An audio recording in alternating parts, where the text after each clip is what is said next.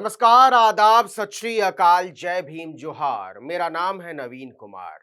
Alt news के संस्थापक मोहम्मद जुबैर को जेल में डालने की तैयारी, तो दूसरी तरफ मोहित यादव रेलवे पटरी पर दो हिस्सों में कटे हुए मिले। क्या गुनाह है मोहम्मद जुबैर का और क्या गुनाह था मोहित यादव का?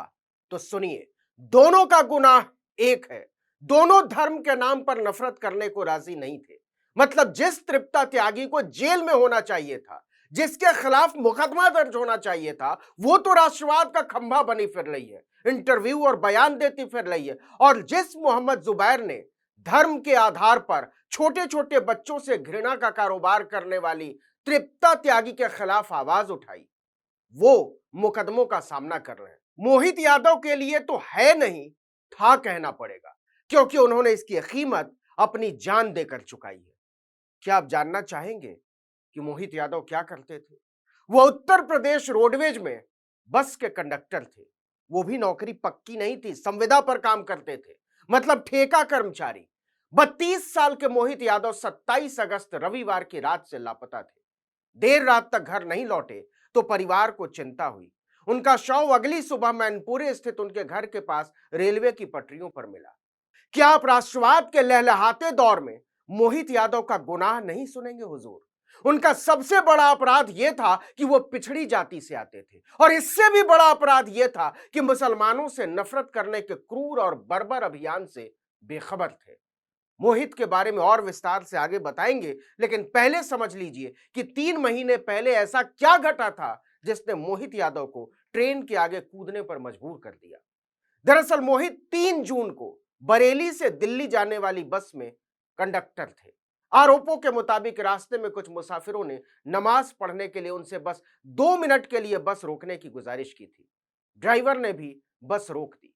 कुछ लोगों को यह बात इतनी बुरी लगी कि लगा दुनिया इधर से उधर हो गई। इसके बाद की कहानी यह है कि योगी आदित्यनाथ की सरकार में इस पर जांच बैठा दी गई और बस के कंडक्टर और ड्राइवर दोनों को सस्पेंड कर दिया गया। हालांकि मोहित का कहना था कि बस में सवार कुछ लोगों को टॉयलेट जाना था, तो उन्होंने बस को केवल 2 मिनट के लिए बरेली दिल्ली हाईवे पर रुकवा दिया था। इसी दौरान 2 लोगों ने उनसे नमाज पढ़ने की बात कही और उन्होंने इसकी हामी भर दी थी।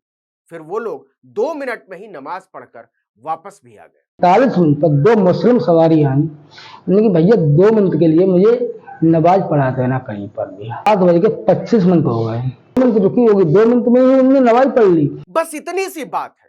लेकिन नए राष्ट्रवाद के मुहावरे ने मोहित यादव की संवेदना, गरिमा और आपसी विश्वास की रक्षा को लेकर उनकी सजगता को इतना बड़ा अपराध बना दिया कि उनकी ठेके की नौकरी तक सरकार को बर्दाश्त नहीं। किसी समय किसी सवारी ने मेरी गाड़ी से वीडियो बना ली।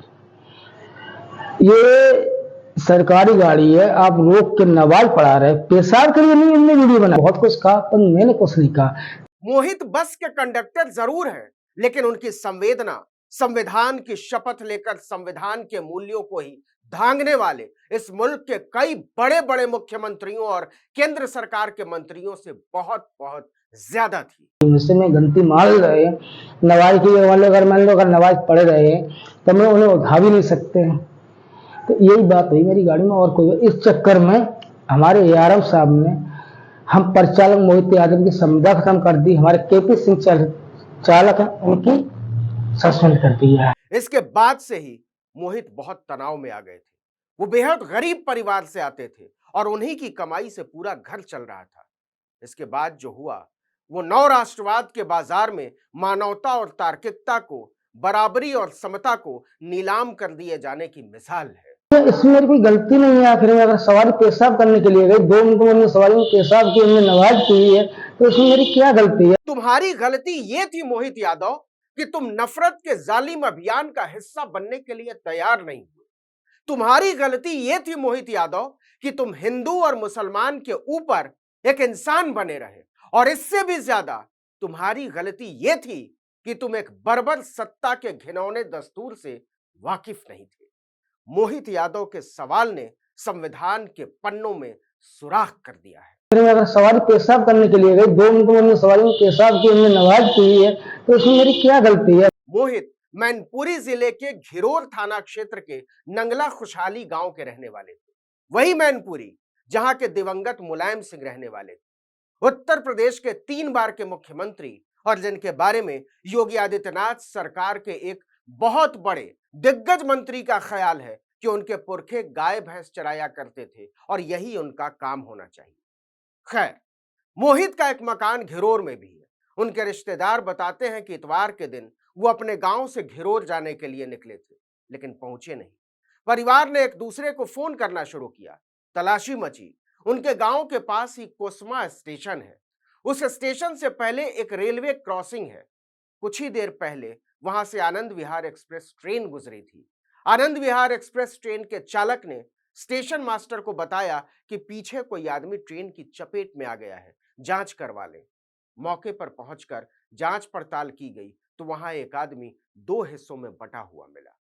पास ही में उसका मोबाइल पड़ा हुआ था। उसी मोबाइल से पता चला कि पटरी पर पड़ा हुआ आदमी यूपी रोडवेज का वही बस कंडक्टर है जिसे यात्रियों के नमाज पढ़ने के लिए बस रोकने के जुर्म में 2 टके की नौकरी से सस्पेंड कर दिया गया था।